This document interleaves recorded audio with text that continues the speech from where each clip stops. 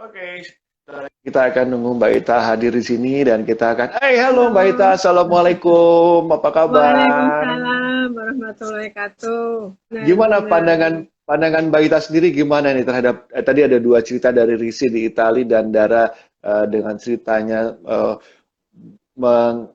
membantu mensupport keluarga dua anak orang tua dan suami sementara dia sendiri supportnya minim dari mereka sehingga dia harus berupaya dapatkan support untuk diri sendiri.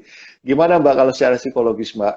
Iya, iya. Kalau saya lihat sih dua-duanya ini sudah berhasil ini ya melewati masa-masa apa namanya sulit ya. Mungkin kalau di awal tadi kan kita pun mungkin juga semuanya stres juga ya karena ketidakpastian informasi. Saya juga sempat bingung gitu kan kayak, oh kalau misalnya ada COVID ini langsung meninggal seperti itu kan. Nah berita-berita kayak gitu tuh memang bikin stres ya. Apalagi mungkin kalau Hmm, masih punya anak kecil gitu kan. Kayak Mbak hmm. Resi sama Mbak Dara gitu.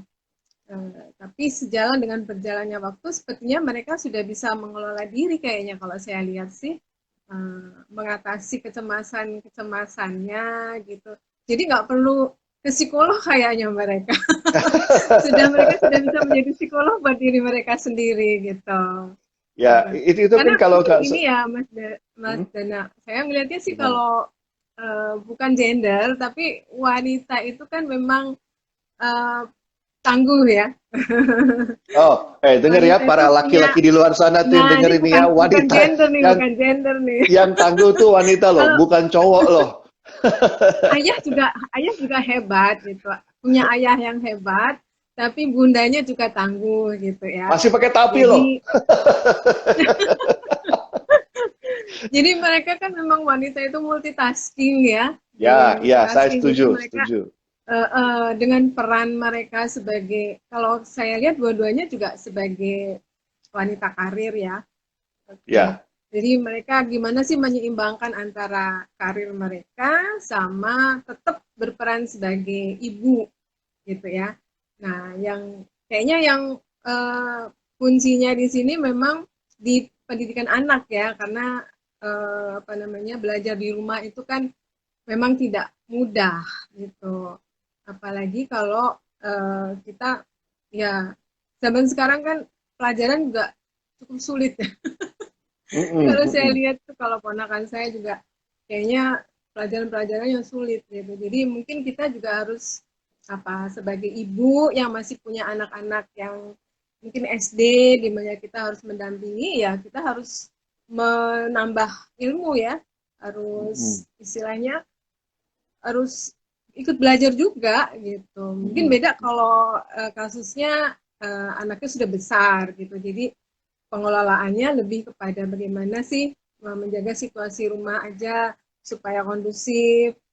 Mungkin kalau kita sama keluarga kan tiap hari ini 24 jam terus menerus yang tadinya mungkin nggak jadi masalah tiba-tiba bisa loh jadi masalah gitu kan ya malah menciptakan masalah baru seperti Iya, itu. iya betul sekali. Sekarang aku mau tanya Mbak, dari cerita Risi maupun Dara tadi, kayaknya ada kesamaan dalam diri mereka berdua dalam periode mengatasi kegalauan diri mereka masing-masing.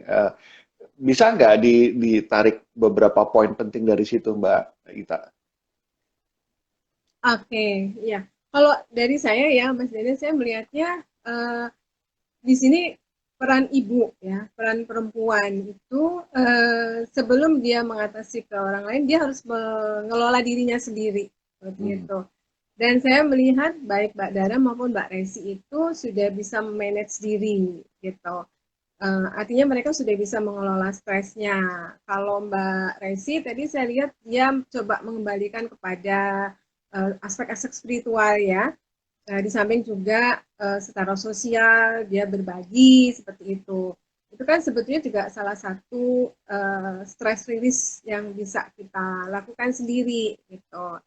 Nah, kalau Mbak Dara tadi juga kalau saya catat di sini tadi dia ada sebetulnya ada kesulitan di pekerjaan ya, tapi itu pun juga dia sudah bisa manage dengan membuat jadwal Dan akhirnya kalau saya lihat malah ada bonding yang tercipta gitu ya antara Hmm. dia dengan anak-anaknya. Hmm. Demikian pula Mbak Resi gitu. Masing-masing dengan caranya sendiri ya. Kalau anak laki-laki seperti ini, anak perempuan seperti itu. Nah, saya melihatnya itu hikmah banget gitu loh, hikmah banget. Eh, Disinilah eh, di balik sesuatu yang mungkin kita juga ketidakpastian dan sebagainya itu ada hikmah yang ternyata baru kita sadari sekarang gitu. Kita bisa Hmm. dekat dengan anak, lebih tahu tentang apa sih yang menjadi kesukaan anak. Seperti Hmm. Mbak Hmm. Dara tadi, ternyata hobinya itu bisa gitu ya. Hmm. Hmm. Dia lakukan dengan Hmm. anaknya yang perempuan. Nah, kira-kira kalau secara psikologis, apa manfaat yang bisa mereka berdua dapatkan setelah mereka sadar nih bahwa ternyata aku mampu melewati masa-masa sulit kemarin dan aku nggak apa-apa sekarang. Kira-kira apa sih manfaat psikologis yang bisa didapat dari peristiwa yang sudah dilalui dan sukses melaluinya? Iya, Mas. Ini kalau saya kan ini sebetulnya sudah hampir 3 bulan ya, dan Hmm. ya tentunya dalam situasi ketidakpastian ini, kalau kita lihat dari pengumuman pemerintah, mungkin ada yang istilah the new normal dan sebagainya, itu mungkin itu yang mesti kita hadapi nih Mas sekarang. Jadi Hmm. masa-masa di mana ketidakpastian informasi itu kan sudah lewat ya. Kita udah banyak lah informasi yang valid gitu. Terus kemudian masa-masa belajar karena sekarang ini lagi libur juga mungkin sudah lewat ya. Jadi Hmm.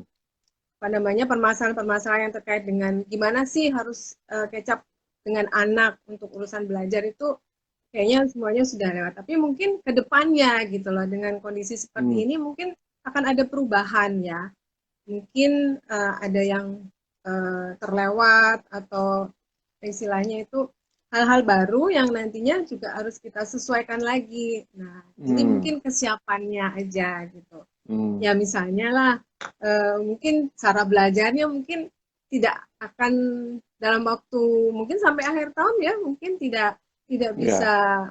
full seperti itu. Mungkin ada yang harus di rumah juga, di sekolah juga. Nah, itu kan tetap harus dilakukan penyelesaian-penyelesaian lagi gitu. Hmm. Terus mungkin Oke. interaksi kita dengan teman juga yang tadinya mungkin kita bisa setiap saat bertemu, tetap kita bisa bertemu tapi mungkin terbatasi. Hmm. Nah, cara-cara seperti ini, teknologi ini kita harus kuasai gitu ya kalau kita mau tetap menjalin relasi, tetap mau semangat gitu. Artinya banyak manfaat atau hikmah deh yang bisa kita dapat sih. Uh, Intinya pokoknya gini deh Mas, kalau menurut aku sih gimana kita bisa apa ya jadikan ini kan sesuatu yang kita tidak bisa tolak ya.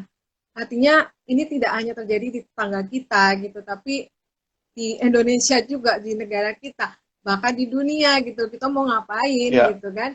Udah di luar coverage kita gitu. Jadi ya Hmm. Hmm. mencoba untuk menerima gitu ya, menerima Hmm. dan menyesuaikan gitu. Dan saya Oke. yakinlah kalau kita kan diberikan akal ya untuk bisa adjust gitu. Tinggal Hmm. kemauannya itu ada apa enggak gitu. Lu Intinya mungkin yang membuka diri kali ya, ya lebih ya. fleksibel aja gitu. Yang tadinya mungkin kita kalau belanja harus ke supermarket harus milih sendiri gitu ya. Hmm. Saya juga sekarang akhirnya ya udah yang belanja mungkin satu orang gitu ya. Jadi biar nggak semuanya keluar rumah gitu. Atau ya Hmm. udah pakai online. Tadinya saya juga nggak suka belanja online gitu ya. Tapi mau nggak mau harus dijalani. Berarti berarti ada yang ketiga nih. Yang ketiga nih berarti adalah faktor kemampuan kita untuk belajar ya, Mbak ya. Ya, mengcopy ya, Belajar. copy adjust Mm-mm. gitu ya.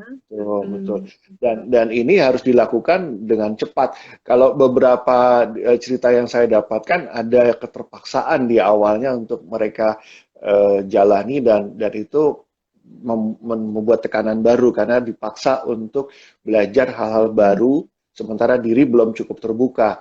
Namun Mm-mm. mungkin ini bisa jadi tips psikologis ya buat teman-teman yang ada di sana semua bahwa ternyata pertama kali menurut Mbak Gita tadi saya setuju sekali untuk bisa melewati masa-masa yang penuh dengan tekanan, memang kita harus mulai membuka diri kita dulu terhadap situasi yang ada Mm-mm. ya. Menerima, kita Mm-mm. mengakui keadaannya itu. Kemudian pelan-pelan kita Mm-mm. lakukan penyesuaian terhadap keadaan itu Mm-mm. sendiri ya, diri kita Mm-mm. dan keadaan di luar lingkungan, di luar diri kita. Dan yang ketiga adalah ini yang penting, karena ini yang menentukan apakah kita mampu melewati masa-masa sulit itu atau tidak, yaitu proses belajar. Betul ya Mbak ya? Mm-mm. Mungkin satu lagi Oh, kali ya Mas ya, kalau mau boleh Mbak, ditambahin ya. boleh silakan. Mungkin ini penting juga nih komunikasi antar ini ya, orang Ah, rumah ya. tuh, Nah, itu dia. komunikasi. Supaya Betul, support terus kan, suami betul. istri ya. Kalau misalnya ini suami istri sama anak gitu, gimana sih? Pasti kan anak mungkin juga udah jenuh gitu kan. Gimana nih Hmm, ibunya mesti kreatif juga hmm. nyari-nyari apa kegiatan yang mungkin bisa produktif ya. Kayak Ya, tetangga ini dia bisa ya. bisa apa kolaborasi sama anaknya gitu bikin Hmm, sesuatu yang hmm. bisa dijual seperti itu di masa-masa liburan gini untuk buka puasa gitu itu kan nggak cuman sekedar kegiatan aja tapi ternyata menghasilkan uang jadi produktif juga gitu Betul, jadi betul. kuncinya ya ada kerjasama juga kerjasama dan komunikasi di tim internal. Sekali kan karena Hmm. matrix support sistemnya jadi lebih dinamis di sini ya. Mungkin kalau Iya. masa-masa sebelumnya matrix support sistemnya itu berjalan sesuai dengan kebutuhan saja dalam periode yang barangkali tidak tergesa-gesa. Sementara kalau sekarang matriksnya kayak hidup terus, jadi apa kayaknya listriknya tuh on terus semua orang gitu loh. Kalau ada satu yang korslet, semua langsung korslet juga gitu Nah kan, itu itu bahaya persoalan. itu. Bahaya itu. Tuh, jalan tengahnya tadi Jangan sampai lah komunikasi ya. ya. Heeh. Jalan Mm-mm. tengahnya Tetap komunikasi. sih jaga kesehatan juga ya. Itu saling Betul, betul. mengingatkan gitu. Kalau Betul, misalnya betul. suami karena harus bekerja, tetap bekerja, anak misalnya harus bekerja sampai rumah, kita ingatkan juga, ayo langsung mandi gitu. Jadi jangan sampai lengah juga. Tetap sih waspada tetap gitu. Tapi Betul, jangan betul. parno. Betul. Mm. Loneliness ini adalah persoalan psikologis juga ya kalau saya tidak salah ya.